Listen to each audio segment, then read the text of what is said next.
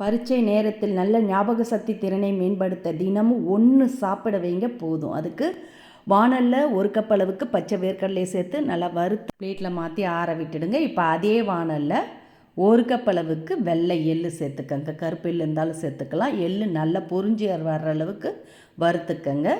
100 gram வேர்க்கடலை, 100 gram வெள்ளை எள்ளு சேர்த்து நல்லா ஆறின பிறகு மேல் தோலை நீக்கிட்டு எள்ளும் வேர்க்கடலையும் அப்படியே மிக்சர் ஜாருக்கு மாற்றிக்கங்க.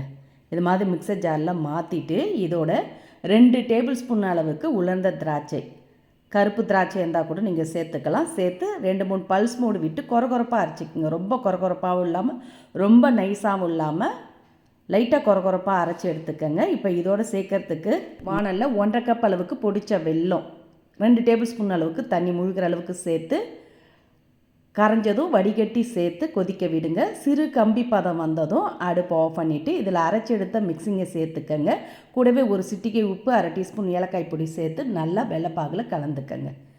கலக்க பார்த்து கொஞ்சம் இலகன பதத்தில் இருக்கும். லைட்டாக ஆறினதும் கொஞ்சம் திக்காகி வருங்க. கடைசியாக இதில் 1 டீஸ்பூன் நெய் சேர்த்து அப்படியே ஆற விட்டுடுங்க. ரொம்பவும் ஆறிடக்கூடாது. கை பொறுக்கிற சூடு பதம் இருக்க பார்த்து கலந்து விட்டு கைகளில் கொஞ்சமாக நெய் தடவிட்டு எடுத்து உருண்டைகளாக உருட்டிக்கங்க. இதை 1 வாரம் வரைக்கும் கூட நீங்கள் வச்சு ஸ்டோர் பண்ணி சாப்பிட்லாம். தினமும் 1 சாப்பிட்டாலே போதுங்க. குழந்தைங்களுக்கு நல்ல ஞாபக சக்தி திறனை மேம்படுத்தும், மூளை நல்ல சுறுசுறுப்போடும் அதிக ஆற்றலையும் அதிகரிக்கும்.